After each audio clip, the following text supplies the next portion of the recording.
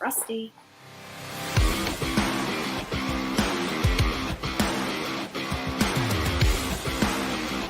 Oh, you didn't know? Your ass better call somebody! You're listening to the On the Mark Wrestling Podcast. The best there is, the best there was, the best there ever will be. A podcast discussing all things AEW and WWE. Give me a hell yeah! Now, let's meet the host. Kyle Gagliardi. The face that runs the place. Jim Tucker. And Erica Marini. I'm the boss. I'm the blueprint. I'm the standard. Well, I think we've had enough talk. It's time for the main event.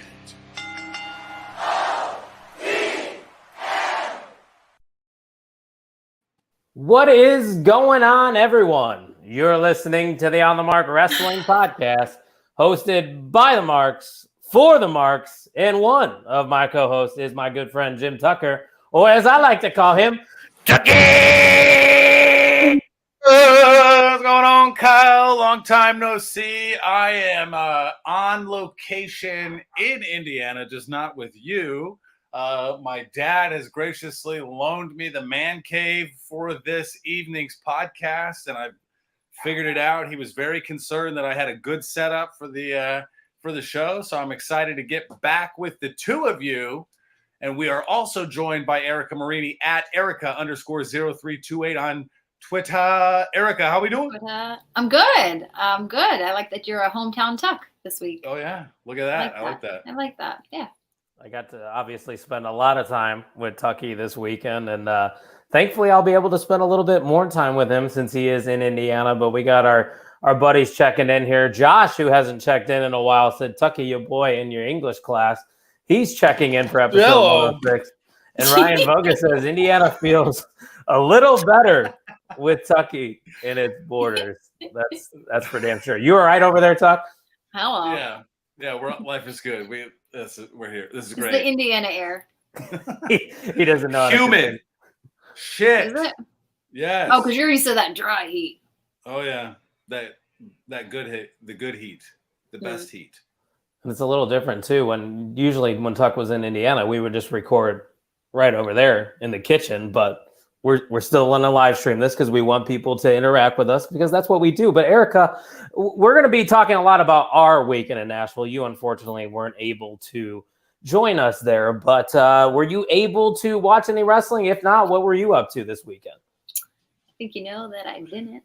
And I also know that a nice little group chat that I'm involved in that I thought was with friends. I was trying to text during SummerSlam and get some results, and I got vague AF answers until my one true friend texted me on the side, gave me my answer. Jim Tucker, hometown Tuck. No, I wasn't able to watch too much. I was able to catch Raw. I feel like I have a good gist of things just from Twitter. I know, sorry. Just from like Twitter and Instagram and social media, just like everything that people are saying. So I have a general idea, but I wasn't able to catch anything live. So you kind That's of all right. know I'm what's going on. I'm chilling tonight. You know, She's basically third wheeling for us, Tuck. I was fifth wheeling in Nashville, and Erica's third wheeling here for us. Many stories abound. Many stories abound. Yes. So yeah, if you didn't know and you didn't see on social media, there's a lot of pictures, a lot of stories to tell. So let's talk a little bit about that, Tuck. It started off interesting for you, at least on Thursday. We alluded to you being in the air last Thursday on episode 105. You were not in the air on Thursday. Your flight got moved. Yeah, so the week started Sunday, flew down to Vegas Monday through Thursday for AP training for school. Thursday, my wife and I were supposed to fly out at the same time. Delayed 2.5 hours, got on the plane, sat on the plane for 45 minutes, flight canceled, had to get in the customer service line, tried to flip. So I ended up with a 6:50 a.m. flight Friday morning. Thankfully, her uncle was in town, so I was able to get a 2.5 hour nap before hopping on a plane went from Vegas to Phoenix to Nashville, got there about 15, 20 minutes after you guys. So it did all work out. I was immediately thinking I was going to have to miss the roast of Ric Flair and the GCW show. Thankfully not. My wife chose a later flight so she could get her work done, remote work down in Vegas, and she caught up with us that evening. Life is good. My wife just flew back down to Nashville for a bachelorette party. She's there. She's a pro now. And they are partying it up. Yeah, so she knows all the hot spots and all the fun things. So Nice. they got a lot going on. I think they're on a pontoon saloon tomorrow. Ooh. So we'll see how that Fun. goes. Erica, I actually brought it up to Mista. I was like, I'm still disappointed you two haven't met because I feel like the vibes would be immaculate. While she was watching episode 105, Tuck, me, and T-Walk were just out on the porch smoking cigars. Mista was watching our podcast from last week. She was fully into it. Not sitting on the couch, diddle-daddling on her phone.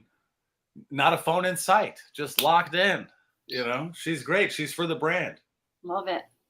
Happy Love post SummerSlam to you, Mr. Bogus. Hey, He's Mr. checking Bogus. in, of course.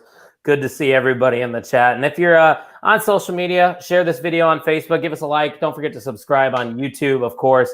We are slowly getting there, people. Well, TikTok is popping off at Pod on the Mark. We're at 365 followers when we were just at 100, I think, a couple days ago or a week ago. It's pretty crazy to see. And also, Wait, wasn't Vogus like the number 100 follower? I think he was. And you had to like goad him into it, and then I gave him shit. Well, also Tyler wasn't following us either, and he's the OTM PLE champion. I mean, Which That's that's He I went guess. undefeated. That's respect. what does Yeah, that mean? What do you mean? thoughts, Erica. My cousin Tyler didn't lose a pick for SummerSlam, and he doesn't watch Wow. weekly. Wow. Yeah, I feel like is it like not beginner's luck, but like sometimes like the more like outside of it you are, you have like a clearer vision. You're not like He had great reasoning for his picks after the results happened. Oh, of course. So, like, yeah. I picked the Mysterios because I thought Edge was going to come back. Right. I figured that was going to happen, and then he Yeah. would help him win. And I'm Oh, like, I I think knew- Bianca Belair because Dakota Kai and Io I knew Sky you were were gonna gonna come back. that Yeah. was. I thought Bailey was going to shoot up rumors. So Erica shooting strays at me instead of appreciating you growing the brand, Ryan Vogus says. What do you mean? Shooting you strays, giving you the what, stank like eye. stray shots. Oh, always. Hey, don't forget to show some love to us and go to the onthemarkwrestlingpodcast.com. No promo code this weekend, but we got some fantastic merch. And speaking of merch that we got, me and Tuck got some new merch. Tuck, why don't you show off the new tee you got on over there?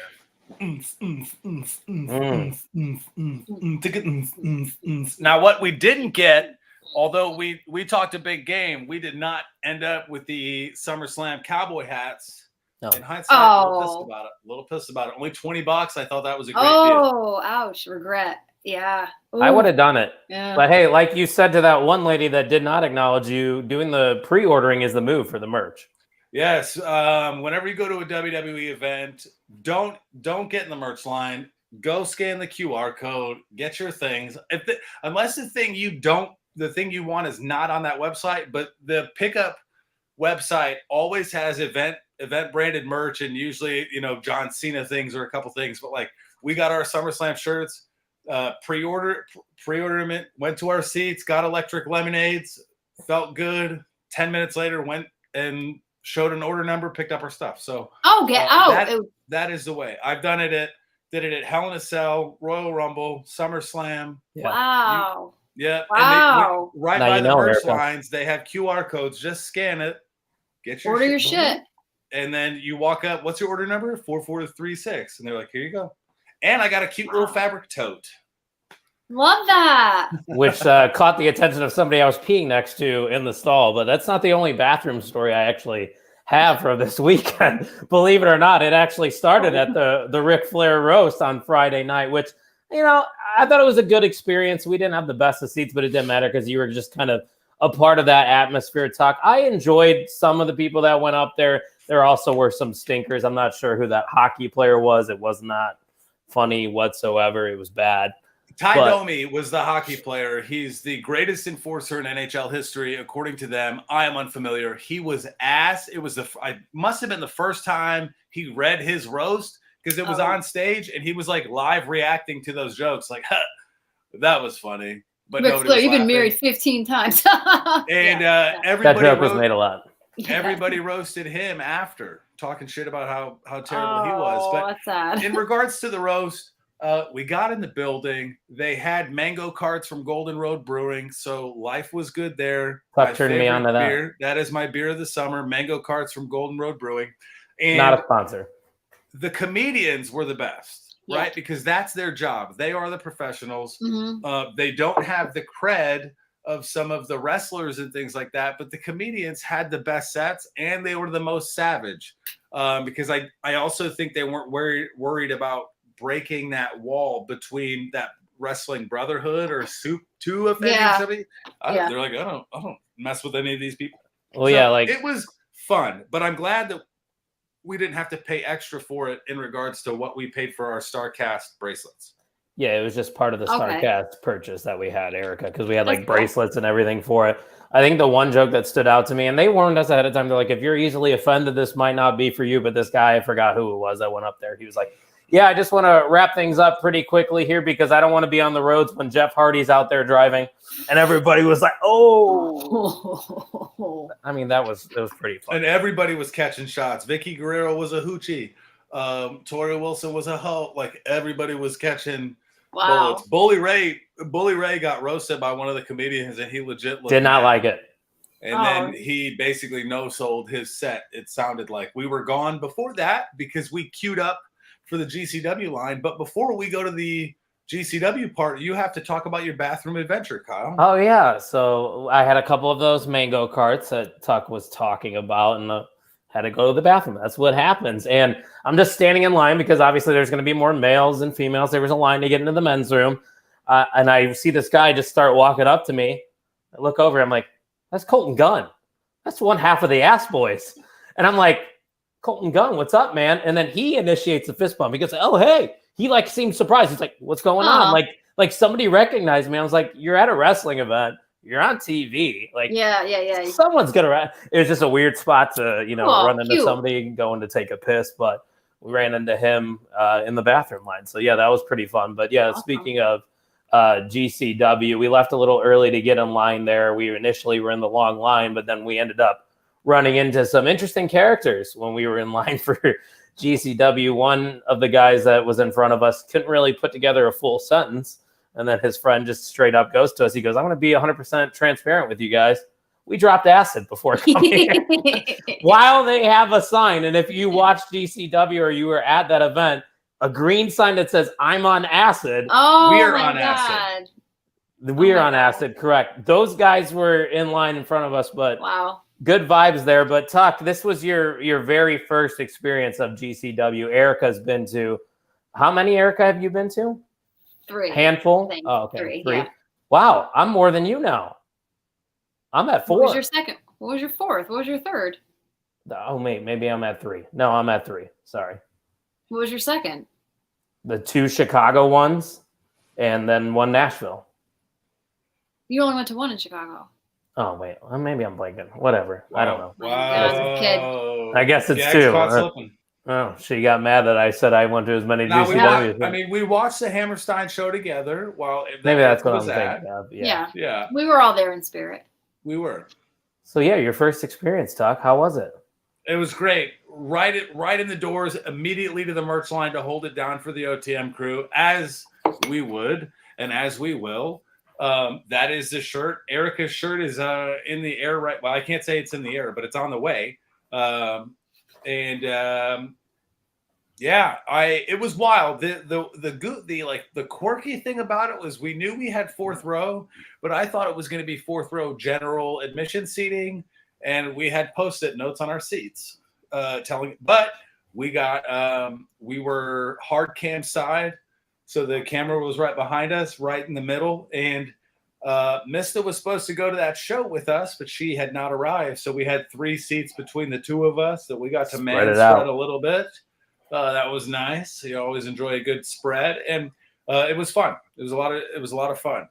I saw a light tube hit you guys. Love that.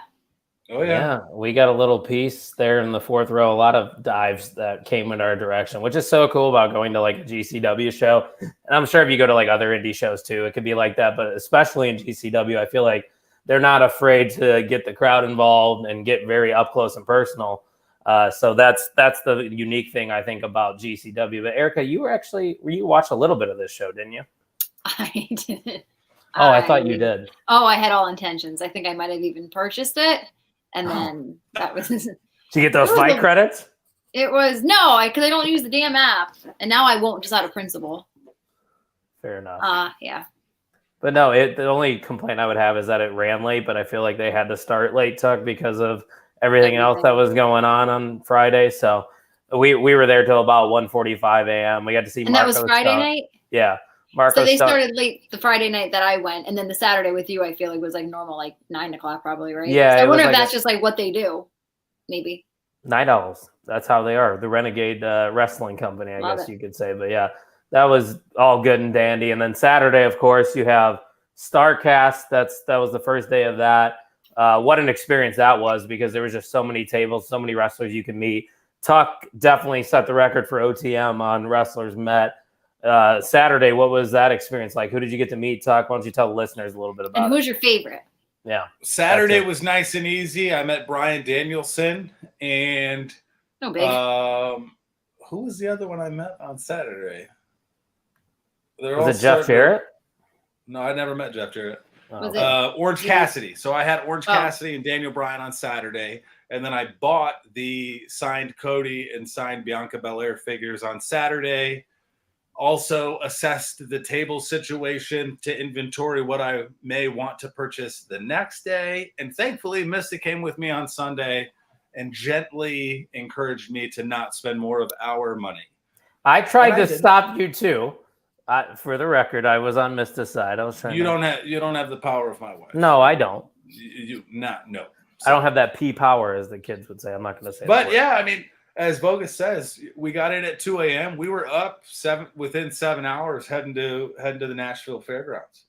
Yeah, and I finally got to meet Kelly, who was a sweetheart in person. Erica, I told her that my brother was a huge fan, that he had Down syndrome and everything, and she goes, "Oh my God, tell him I said hi." So I told Ryan, and my dad was like acting like that he was on cloud nine. So usually when I go to events, Ryan's like, "Tell Kevin Owens I said hi," or tell Becky Lynch like I'm going to interact with them, which I never do. Yeah, let him know that Ryan said hi. Yeah. Right, but this time I actually could do it, and to be able to give him that response, he was almost excited as I was to meet her, because that was a moment for me as well. And then Sunday I got to meet Johnny Gargano, get him to sign my NXT title, and then I bought this MJF figure over here.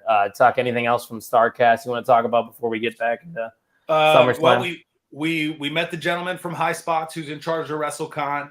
That pointed us towards the hotels for WrestleMania. So our hotel room for WrestleMania is booked.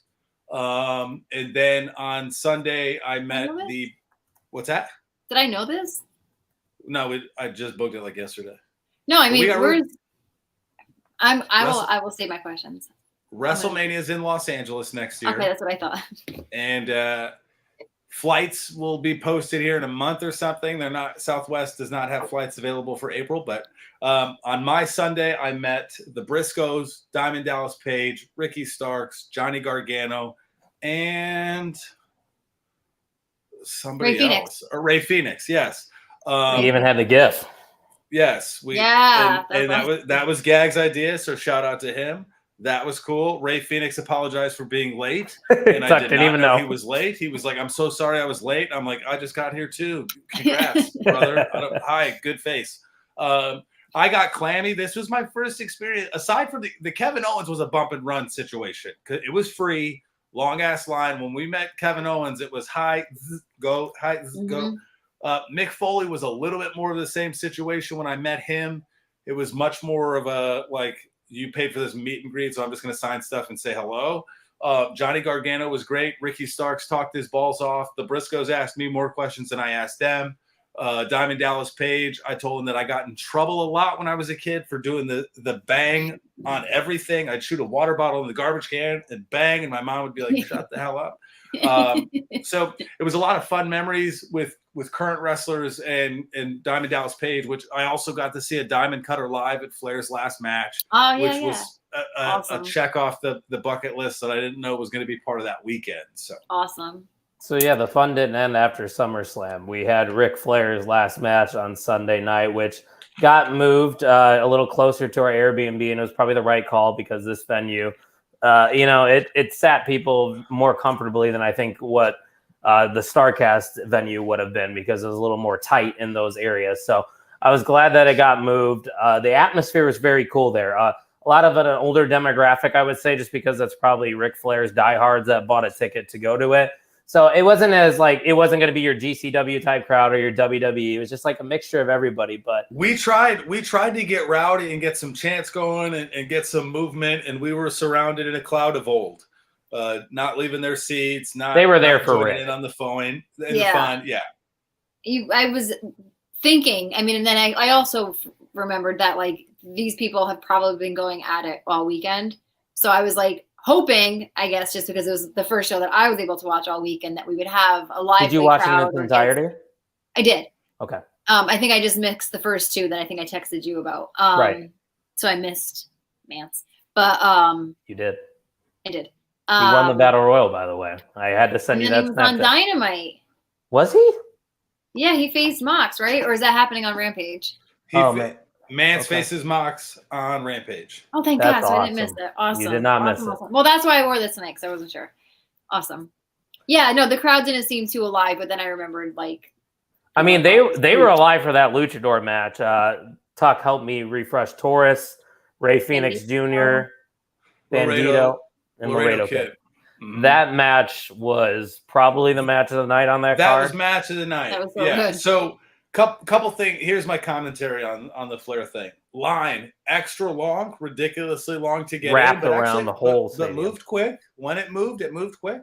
The card at face value looked like it might have been card of the weekend with the names that they had on it. Every match except for Flair's last match was under 12 minutes. So that was one of those things where it was like, okay, could have done more. The four-way could have been longer, but it was a match of the night. The Gresham match was too short. The triple threat was too short, but I think Rachel Ellering might have got hurt early. I think I would have liked a few more minutes in the Killer Cross Davey Boy Richards match. And then Tyler Walk says, you know what? I'm going to get in this merch line. I'm going to buy some merch. I want a Flair's Last Match t-shirt. I said, you know what, Tyler? I'm going to stand in line with you. I'm going to bring both beers in this line as we're waiting, because I'm here for a good time, not a long time. And he gets up to the front. He says, I would like one purple shirt and a 2X. And she says, well, we've got trouble, sir. We don't have 2X, but we have a 3X. If you shrink it on high heat, it'll shrink 100% cotton. He's like, you know what? That's a good idea. Gets the shirt, puts it in the bag, goes about his evening, and about halfway through the show, Tyler opens the shirt and realizes he received a 5X. No! A fucking blanket. He purchased a t-shirt, but he got a bed sheet. So wow. Kyle put it on. I took it for a test ride. It was down. It went past my knees, Erica. That's no how pictures big of this was. Fashion show? That was that might have been the biggest pop of the night when people saw Kyle in the shirt. Oh, I would have died. The people behind me thought it was hilarious, and Bogus obviously finds it funny too. Noticed it way too late. He noticed it way too late. No refund. They were out of final set. They didn't have a size to swap it with. The girl that he bought it from was not at the tables anymore to have that awkward conversation. I bought mine off the website while we stood in line to get shipped to my house. Honest to God. Like I don't need that in my bag. Yeah. So you already have 20 figures that you have to take home somehow. I had to buy a duffel bag yesterday to take my toys home. That's a man right there. Yeah. Man, a mark, whatever you want to call him. But we're going to talk about SummerSlam, people. I know a lot of people probably want to hear about that, but let's actually talk about Ric Flair's last match. Because, I mean, going into it, I don't think anybody had any, expectations that this was going to be a fantastic wrestling match, because it wasn't. It was just the event itself centered around this being a farewell to one of the legendary wrestlers, Ric Flair. I thought the atmosphere was cool, Tuck. Wrestling was okay, but that heat that Jeff Jarrett was getting, I mean, fans were being held back by security and almost threatened to get kicked out of the building. It was Flair's last match, but Jay Lethal and Jeff Jarrett kind of stole the show. And Andrade needs a lot of credit as well for how much they all carried the match. Flair only interacted with Jay Lethal. He slapped everybody. He would have slapped your mom if she got too close. And by slap, I mean like rubbed the back of his hand along your Orange chest. Cassidy high five. Correct. It looked like Andrade had to put the brass knucks kind of on Flair's hand. Oh, for yeah. him. Yeah. But 26 minutes of anything is exhausting. And as Vogue has pointed out in the comments, the gags will pop up. Jeff Jarrett still jacked. Fantastic. We got a guitar spot that's doing well on my TikTok. At Jimmy All about TikTok, the views. you know. So it was fine. Not match of the night. He took one suplex. He got color in whether it was through a capsule or a blade, but he got color like 4 minutes into the match. Bled all over the place, raised a lot of money for the robe raffle, which is for the foundation for his son, raffled off the rest of the gear for the Dusty Rhodes Foundation, a lot of money made for himself and raised for others.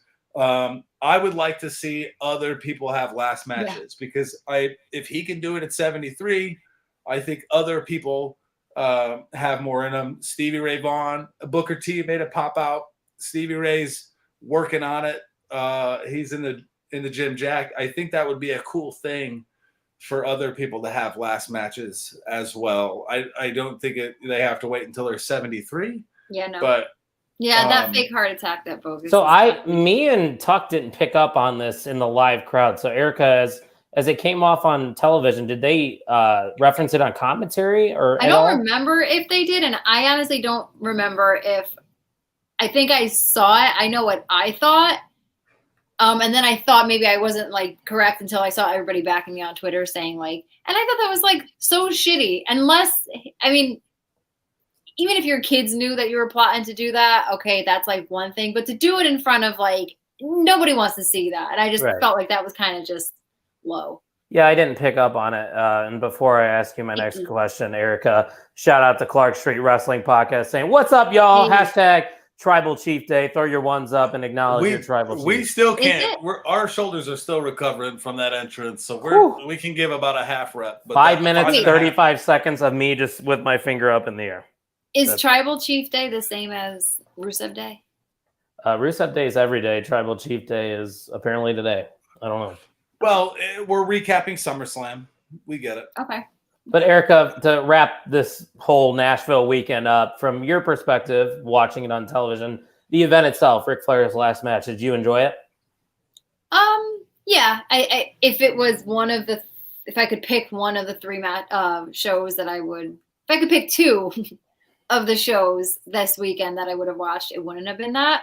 And I kind of stand by it watching it, but it was all right. Yeah, I think it served its purpose, and overall a jam-packed weekend for Tuck and I, which I'm sure we'll talk about a little bit. Capped off that weekend well. Yeah, it was a nice. What's we're looking for? I don't know. Reprieve. Yeah, sure. We'll go with that. I thought this picture would look better. It doesn't look that great, but the Tribal Chief is behind there. So let's just get into it. Let's talk about SummerSlam. First off, seats were solid. I was very pleased with where we were at. It was a little hot at the beginning, but right when the show started, the sun went down and the vibes were immaculate. Well, here's the thing. We were just bathed in the sun. Mista, myself, Tyler, and Jenny got up and out and got a breeze by a gate, and we're just drinking our drinks. And Kyle stayed in the seats and cooked his ass off. So the sun wasn't that bad for those who were smart. I rolled up the sleeves and I figured I'd get myself a tan while I'm there, you know. That's why I go to wrestling events too. And I have other reasons why I didn't want to partake in the group I had other activity. reasons why I rolled up my sleeves. You know. Oh no, there wasn't much there. Even though in our stare down, I think people think I can take Tuck. What do you think? Well, I mean, yeah, the stare down was flung on me last minute. If you'd like to race, whenever you'd like. Whenever. Well, we're not racing. That's not my forte. So let's talk about that opening match. We're not going to talk about every little thing that happened just because of time, but we definitely need to talk about Becky and Bianca because they opened up SummerSlam with another fantastic match in their feud that probably concluded this feud. Becky actually, during this match, apparently separated her shoulder. Early. I didn't pick up on that in the crowd. I don't think Tuck did either. Nor did I, which says more about Becky than it does about us, I think.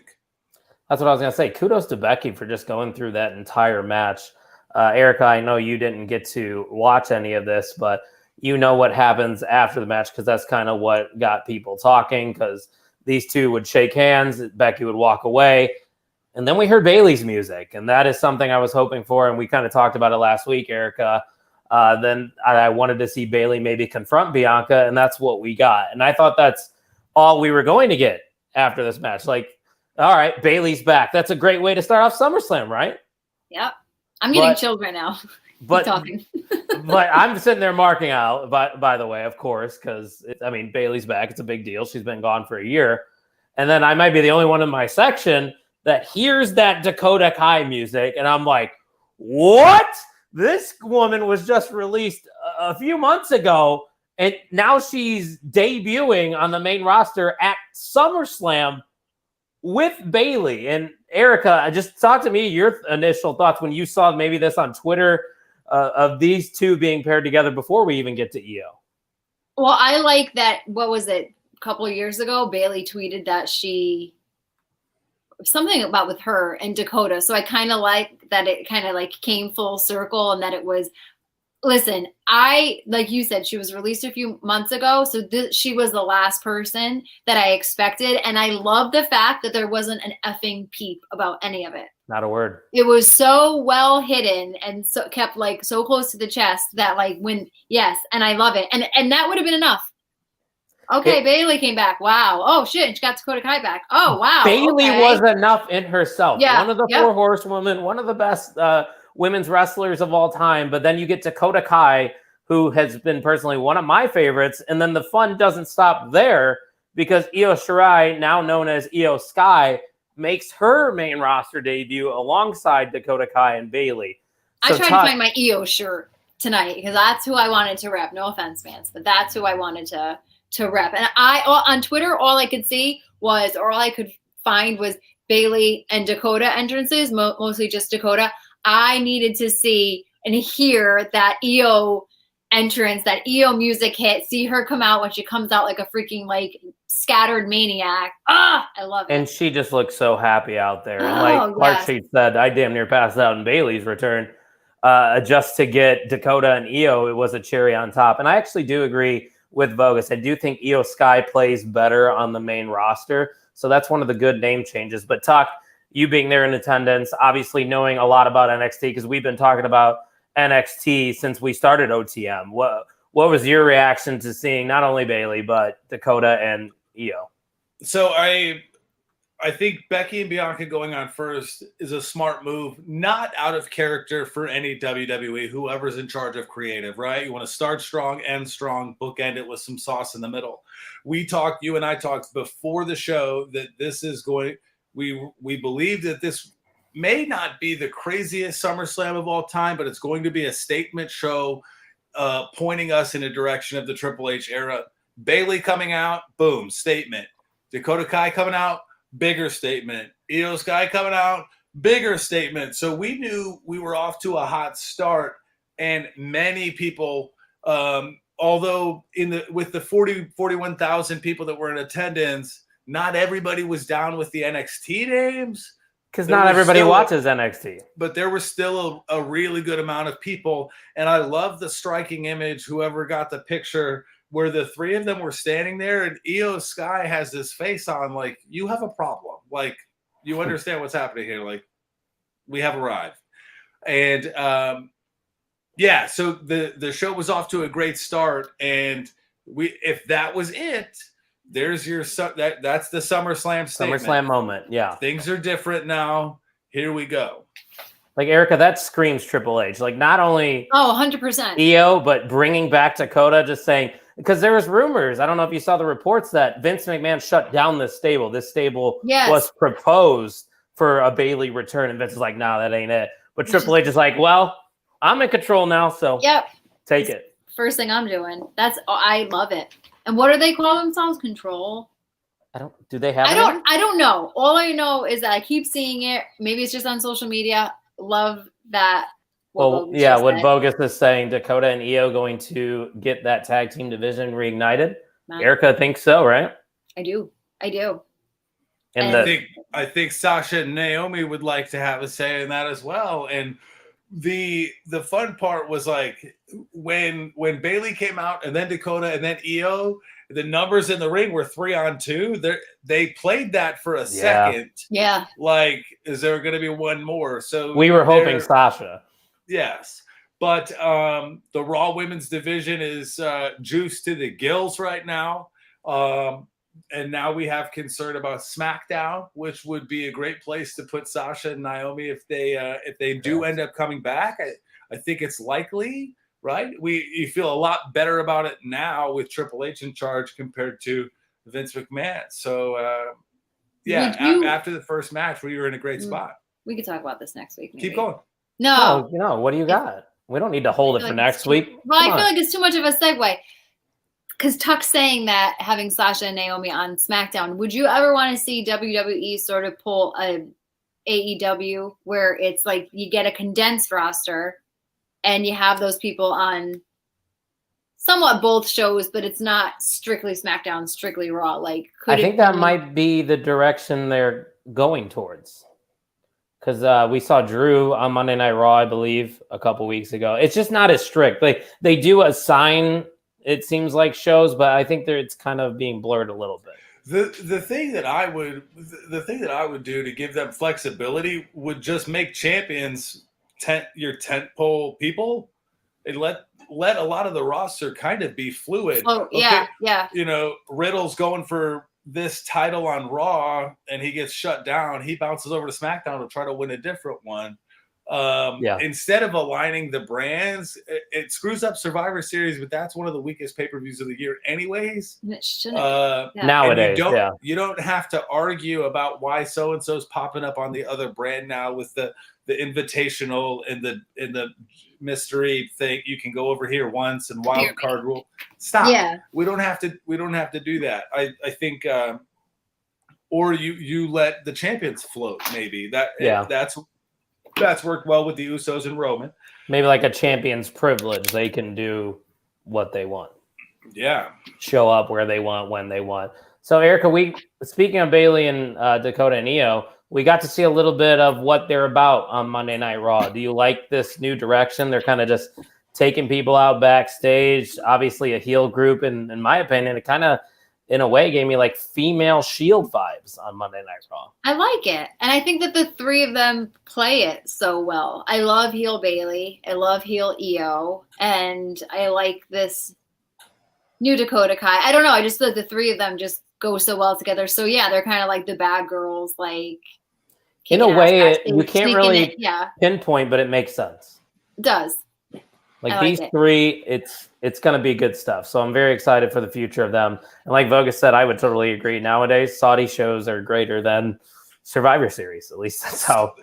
I kind of look forward to the Saudi shows. They're in the afternoon, early in the day. They've shown that they matter with some of the title changes that have happened. It's not just a glorified house show. I do agree with that. Saudi shows are better than Survivor Series. 100%. So that was obviously a huge moment at SummerSlam. And this wouldn't be a moment, but I think this is a statement match for Logan Paul against The Miz because, I mean, he hit that splash onto the table on the outside, very fluid in the ring, gets the win over the established star. Erica, I know you didn't watch, but you definitely saw chatter, and maybe you probably saw that spot. You got to, even if you don't like Logan Paul, I think now people are starting to respect him a little more as a professional wrestler. A little bit, yeah. And does it seem like he's not going to be on every week? Is he kind of like a big show guy? Yeah. Which I'm okay with. What about you? No, yeah. I don't want him down my throat in any aspect. I think good to know. No, like you said, like you don't have to like him personally, but I think you have to give him the respect of he impressed all of us. He was like the Bad Bunny of SummerSlam. He was. I didn't care about Logan Paul, Jake Paul. I have never been one of someone that was in on the Paul brothers. I care a lot about Logan Paul now because he's good and he's drawing in people. My cousin's a college athlete. he texted me about SummerSlam, not my experience or the show in general. And he's like, "Did you see that Logan Paul thing?" And I was like, "Yeah, I was there. It was great." So he's getting my cousin, athletic guy. He's like, I might want to mix it up now. So he's going to motivate people to get their eyes on the product as well. I don't think he's going to be on the biggest shows. I think he's going to be a little bit more intermittent, but he's going to run these programs. Probably not be at the next show. I don't think he's going to Clash, but he might be someone that you use to juice something like a Survivor Series, and give some of those smaller cards a little bit of juice as well, aside from the stadium shows. So I think he's going to be, I'd like him like in the middle, not every week, not every show, but not a little bit more than just the big shows. A little more than part-time. We want to see Logan Paul because even his two matches he's had, he's been very good. And Tuck, I had a similar situation at work. One of my coworkers was like, "Hey, you were there. How was that Logan Paul match?" First thing he says, "How was that Logan Paul match?" And a lot of wrestling fans are going to be like, "Oh, who cares about Logan Paul?" But from the grand scheme of things, he's got the #1 podcast in the world. That's a fact. He gets the most listens on Impulsive. He had Triple H on this week. The dude has a mainstream appeal. Over 8 million followers on Instagram. Like, it's going to get people to talk and get people to tune into WWE. And it helps that he's good. And the vibes I'm getting early on from him, maybe he's like a modern day Shane McMahon. He just goes out there and does crazy shit. Mm-hmm. And why not? I think he's into it.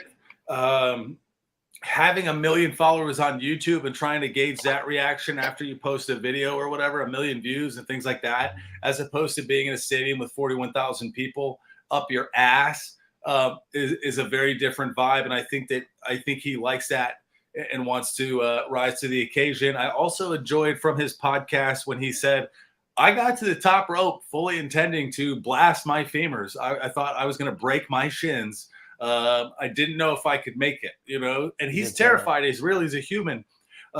He's being vulnerable. So, I think wrestling fans are being more open. If you're a celebrity and you can go and you can deliver, there's room. I think Bad Bunny opened that door for others like Logan Paul. And I think Logan Paul too had a big act to follow, being the next big celebrity after Bad Bunny. But I mean, I think he just has it naturally anyway. But he is a natural. So it made us more receptive to Johnny Knoxville too. But Johnny Knoxville stayed in pocket, right? He's gonna be in a car crash. He's gonna do what he does, and then he's out, and that's good. He had a movie, push the movie. Yep, we're good. One match, not every match on the card is gonna be like that. Yeah, and that's the WWE way. They're gonna get those mainstream stars to come in, and recently it's been nothing but hits. So hopefully that continues. And kind of like what Clark Street's saying, it's not just the big spots. He was impressive doing blockbusters, fireman's carries. I mean, he's just an athlete. He looked like a natural out there. But Vogus has a take before we go to a quick break. This could potentially be a terrible take. Vogus is saying Logan Paul will end up being a bigger signing than Gable Steveson. I don't think that's a terrible take. Here's why he's right. We have no idea what Gable Stevenson's going to be like on the mic. Right. I think he could be cut from the Kurt Angle cloth in the wrestle part of it. Get in there, be an athlete, hit your, be technical, hit your spots. I think he could get away with that. I think they struck gold with Kurt Angle on accident, right? I don't know if they knew he was going to be like that. He was. Yeah. I think they felt like the hard part with Logan Paul was going to be the wrestling. Because he was charismatic and has the enthusiasm. It's a potential terrible future take, but right now I don't think it would shock any of us if he was. Agreed. Right now I would say it's an accurate take, but time will tell. So we'll come on back. We got a few more things to talk about on SummerSlam. So we got to hear what the people are thinking about the On the Mark Wrestling podcast. I'm wondering. Let them know. What's everybody saying about the On the Mark podcast? It's just insane, and I love it. Non-stop hardcore energy. Unlike any other. It's a great show. We'll be right back after a brief intermission.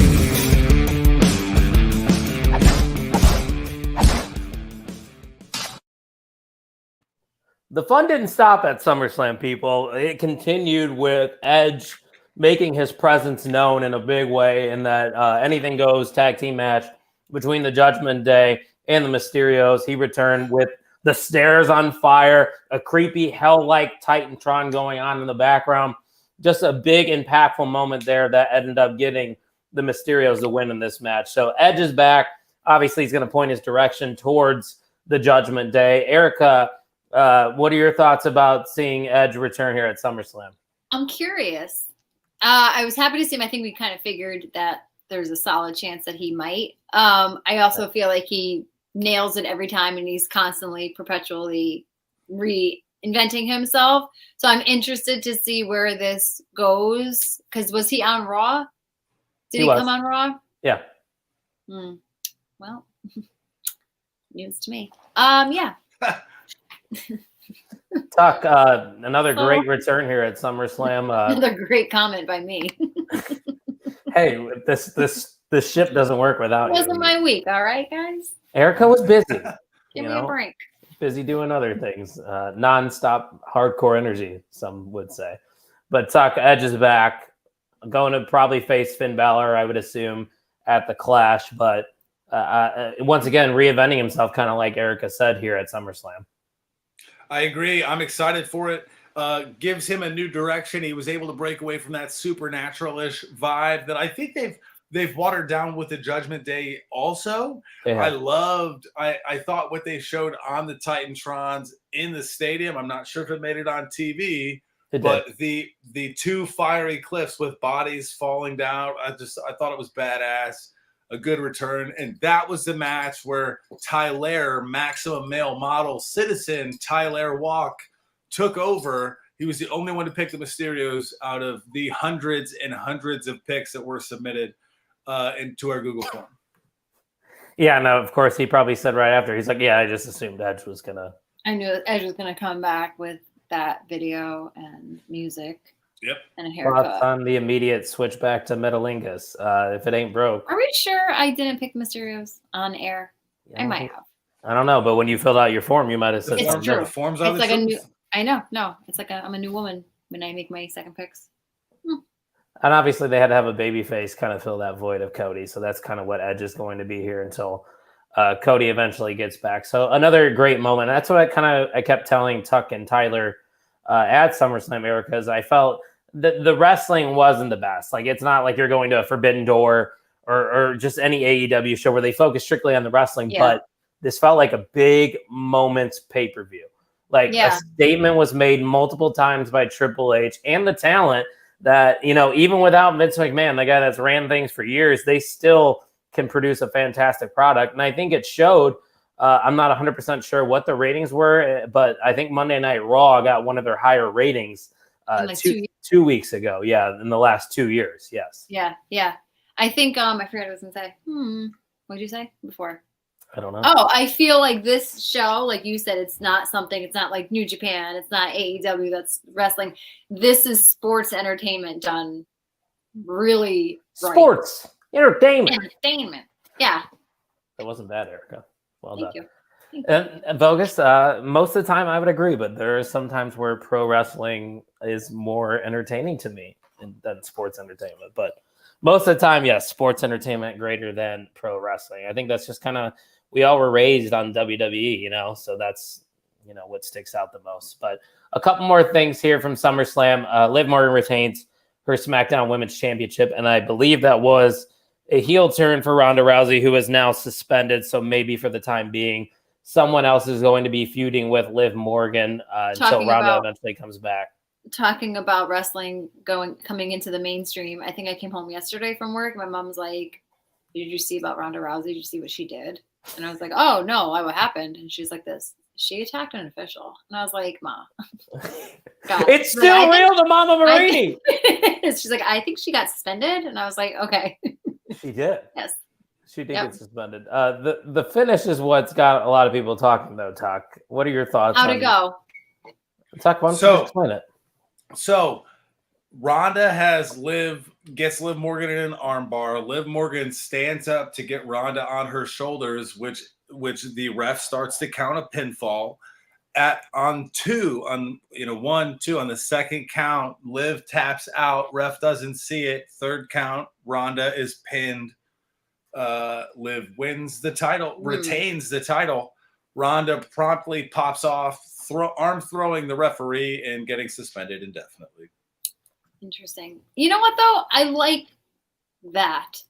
I I like do that. too. I like that. No offense, and I understand that Becky's like legit injured, but at first I didn't realize that she really was until I saw like on Instagram where she was like lifting weight with like only her one good arm. But I feel like it's the right move with Ronda to kind of like write her off for a little bit, and especially in this new like Triple H era, like give other people, other women, you got your Livs and whoever else is on SmackDown, their chance to shine. So I don't know, Raquel without having Gonzalez, to like, maybe. yeah, without having to like be like, okay, but what about Ronda? Like, okay, not for right now. So I wouldn't say it was a terrible match, but it definitely was probably the worst match on the card. I made her look weak is what Vogue is saying. I'm assuming he's talking about Ronda Rousey since she lost the match. But I think this was probably the best way to go about doing this, because you can't realistically tell me that Liv Morgan's going to beat Ronda Rousey clean. It just wouldn't make much sense. I think in a way Liv sort of outsmarted her.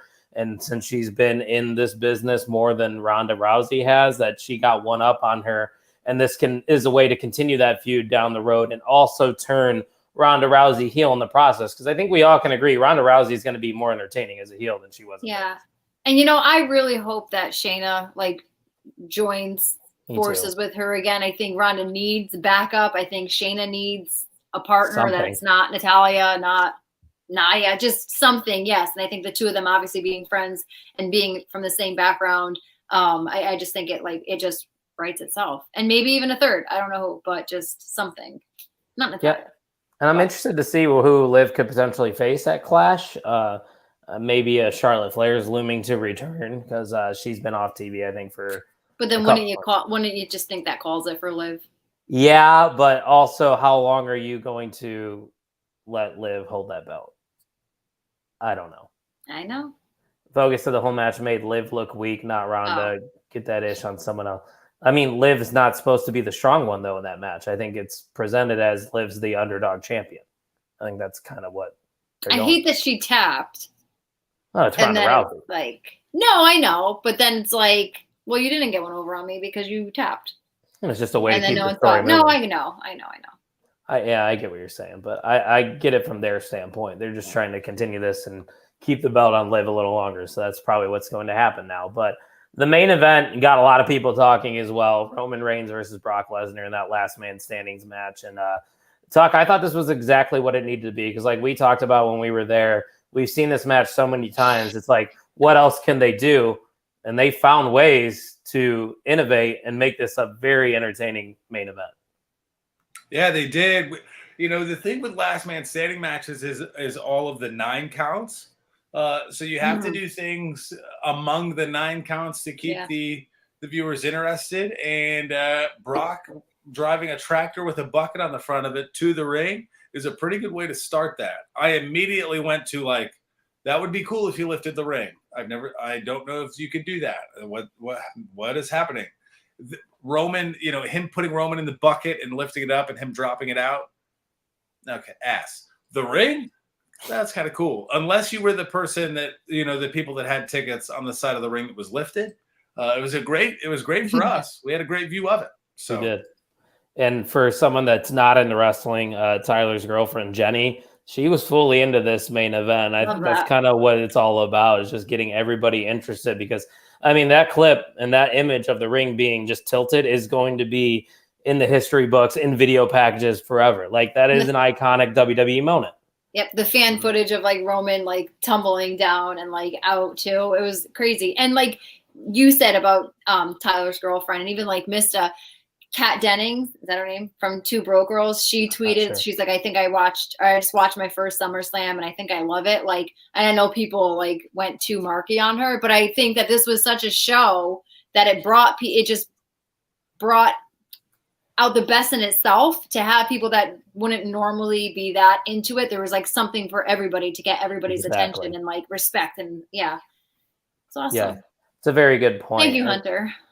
And I think this was a great way too to make Lesnar not look weak, because obviously we all thought Roman was going to retain for the most part, and Brock Lesnar's a stud. He's been very consistent over the last decade, and him getting hit with pretty much everything that you can get hit with. I mean, both the titles were involved, the ring and everything was involved, tables, the Usos, Theory even came out, and obviously he wasn't successfully going to cash that in, which thank God. I'm glad that didn't happen. But I think Brock Lesnar looks great into the defeat here. But my question is this the last we see of Brock? Because we saw images circulating on Twitter talk afterwards, him kind of just taking it all in after everything went off air, sitting in the corner of that uplifted ring. To me personally, I think that might be all we see from him. Yeah, I wouldn't be surprised that he might have been the only guy on the roster that could operate the tractor as well as he did. True. He had they finished with Roman standing on top of the tables that 3 people were throwing onto him.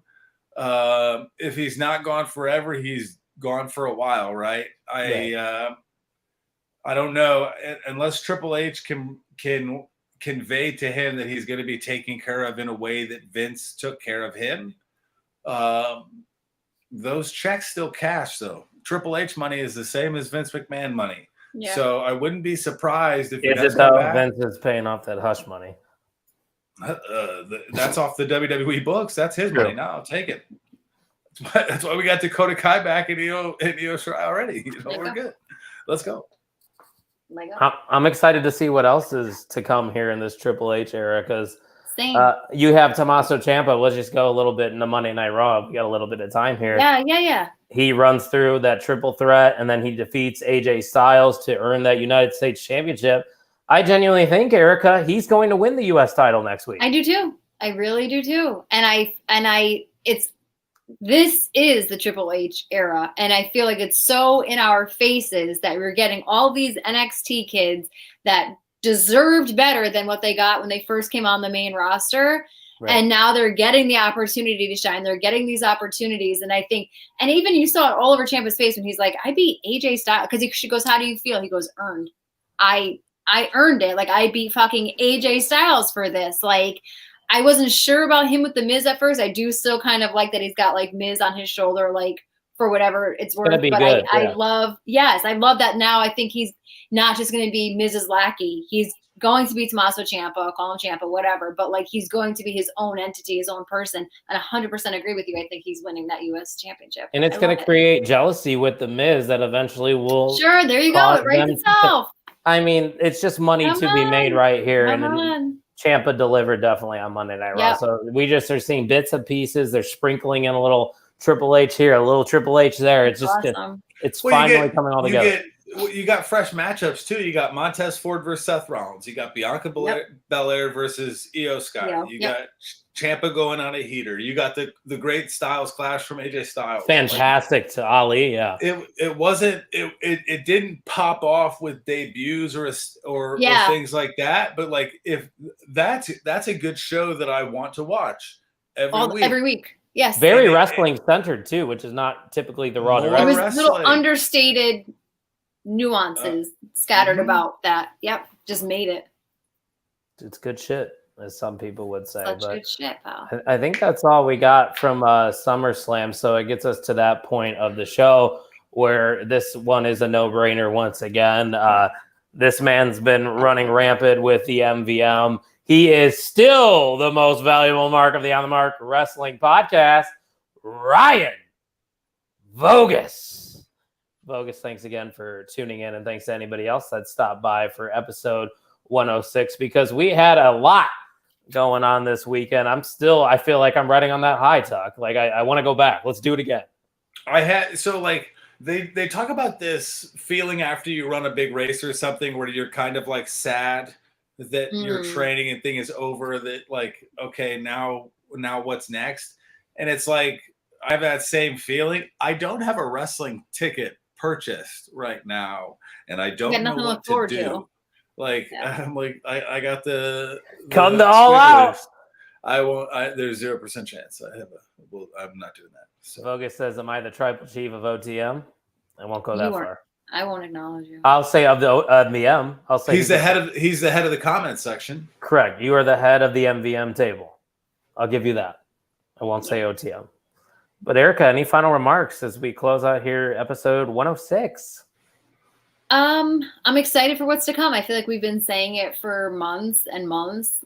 What a time to be a wrestling fan. And I feel like this somehow even surpasses anything that we were saying about that prior. And I feel like a new era is coming. A new leaf has been turned. And I hope that it wasn't just a flash in the pan, Monday night, SummerSlam, awesome, this and that. I hope it's a sign of what's to come. I hope it keeps the heat.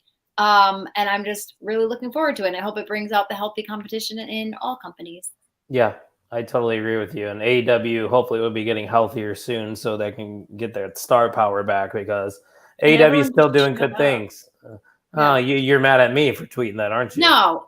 Oh, did you? No, I'm talking about what about when I texted you guys? Because sometimes I've texted you shit that I was going to tweet before, and you're like, this, don't say that. That's weird. I'm like, all right, cool. But I will. Will Erica watch wrestling next week? Tune in live to see. I feel like the hype of the Triple H era, I feel like the success and the positive reviews of WWE are bringing out like the fucking AEW dweebs that are like, AEW or die. They suck. And it's like, just go take a walk around your block and you'll feel better. You know what I tell people, Drink some Erica? water. Let people enjoy things. It's not hurting you. It's not hard. You know, just you like it. That's what somebody was like. Oh, I saw somebody comment like, oh, I changed the channel once I saw Sammy and cool. What's her face come on the other night, and someone's like, oh, you gotta be such a hater, and they're like this. Nope, I didn't like what I was watching, and I changed the channel. Like, that's what you do. Like, you know what I mean? Like, I mean, maybe you don't need to comment about it, but it's just like, just tweet. Yes, like, just carry on. Like, you like AEW? Neat. You want WWE? Neat. Like, just and drop what you want to drop. I'll bitch more when we're off air about the Aubrey thing.